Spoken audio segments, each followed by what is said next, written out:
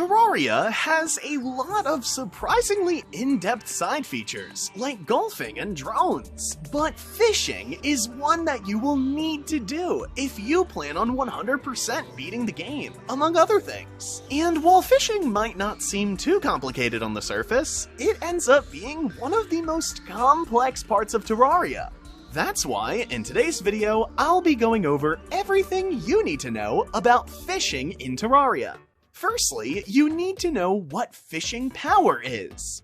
Fishing power is a stat your player has that decides how often you get bites, and how good those fish or loot will be. There are multiple ways to increase your fishing power, which I go over throughout this entire video.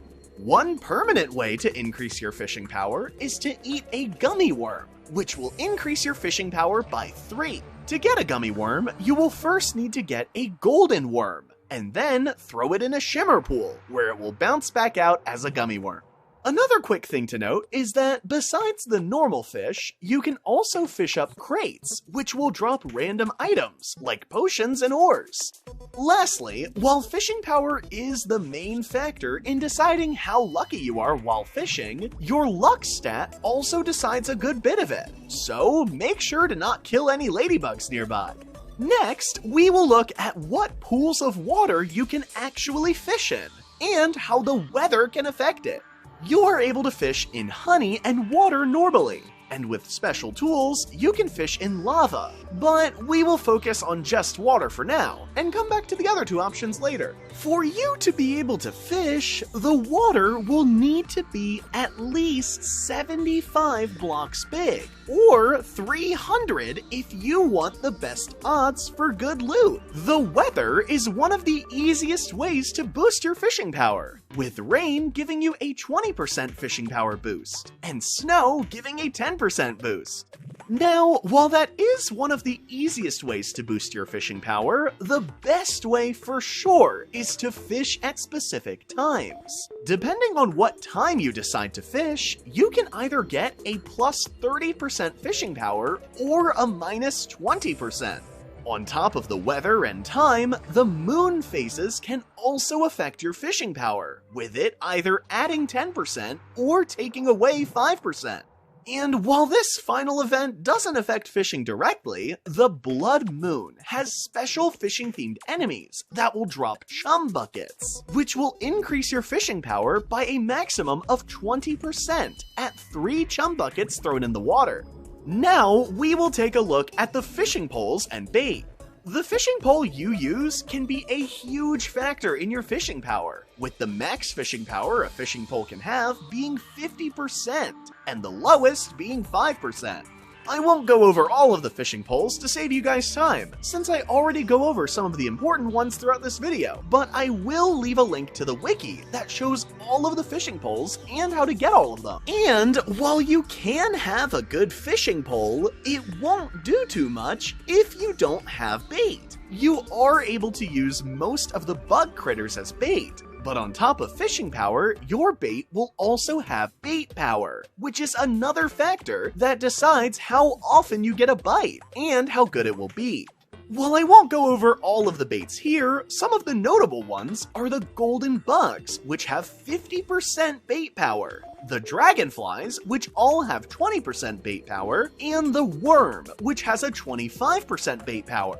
While you are fine to use most of all of the bait in the game, using ladybugs will actually hurt your luck stat, since you are technically killing them. And if you didn't know, ladybugs can affect your luck in Terraria. Now, there are some other baits, like the lava critters and baits you get from the angler, but we will touch on those later in this video. I'll close off this section of the video by quickly going over the truffle worm bait, which is just a truffle worm you can find in an underground mushroom biome. But it will only summon Duke Fishron when used, regardless of its 666% fishing power. Next, we will take a look at the Angler NPC. Each day, at 4:30 AM in your game, the Angler NPC will have a new fishing quest available for you, where you will need to go find a special fish.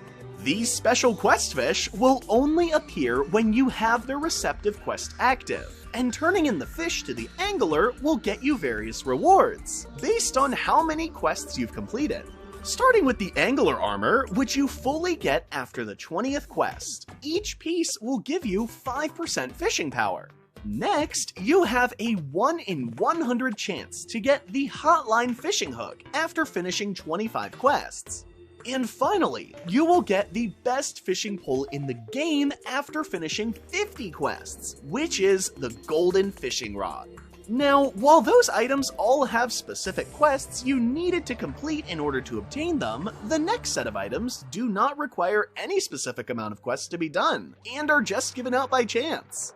Starting with one of the most useful out of the bunch, we have the Fisherman's Pocket Guide, which will tell you your current fishing power. Next, we have the Tackle Box, which gives you a 5% chance to not use your bait when you throw your line out. After that, we have the High Test Fishing Line, which ensures that your fishing line never breaks. Then there's the Weather Radio and Sextant, which will tell you the current weather and moon phases respectively. And finally, we have the Angler Earrings, which give you a 10% boost to your fishing power. The final set of items you can get from the angler is his special bait, which are the Master, Journeyman, and Apprentice bait, which each have a 15, 30, and 50% bait power, so they end up being pretty useful. The chances of you getting bait will increase as you complete quests, with you having a 50% chance on the first quest, and it maxing out at 100% at the 50th quest. On top of the chances of you getting bait in the first place, with each quest you complete, the amount of bait you will get will increase, with it capping out at 7 bait with 250 quests completed. Now, while that was all of the angler items that can affect your fishing, I'll have a wiki link in the description, which will show the rest of the items you can get from him. Now, I'll go over the few fishing items that you don't get from the angler NPC. Starting with the Fish Finder, this item will tell you the weather, moon phase, and fishing power, and is crafted with the items I went over, which are the Fisherman's Pocket Guide, Weather Radio, and Sextant. Next, we have the Angler Tackle Bag, which will give you plus 10% fishing power, make your line unbreakable, and give you a chance to not consume your bait. The next thing you need to know about are the 3 potions that can help you out when you're fishing. The first potion is the Fishing Potion, which will increase your fishing power by 15% for 8 minutes. The second potion is the Crate Potion, which doubles your chance to pull in a crate for 4 minutes. And finally, we have the Sonar Potion, which will show what fish bites your lines for 8 minutes. Finally, for our last section, we will take a look at fishing in honey and lava. Starting with honey, you will want to have your pool of honey be 200 blocks big for the best odds while fishing. Unlike the lava, which we will get to shortly, you do not need any specific fishing gear to fish in honey, and will really only need to do it when doing specific angler quests. Lava, on the other hand, has some special requirements, and some decent loot as well. To fish in lava, you will need either the hotline pole, the lava-proof fishing hook, or one of the lava bug critters, which are the butterfly, snail, and fly. You will have a chance to get the hotline pole each time you complete an angler quest, after you have already completed 25. The lava-proof fishing hook will drop from hellstone and obsidian crates. And finally, to catch any of the lava critters to use as bait, you will need to have the golden net.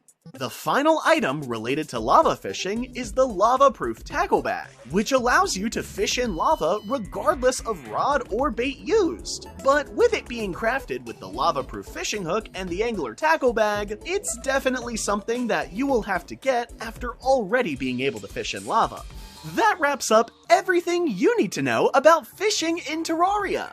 While I did try my best, if there is anything I missed, I'll be sure to cover it in the pinned comment on this video, or in a future video. Another thing I definitely will be covering in the future is a video going over all of the angler quests, but that's too much to fit into this video. Thanks for sticking to the end, and as always, make sure to have a wonderful day.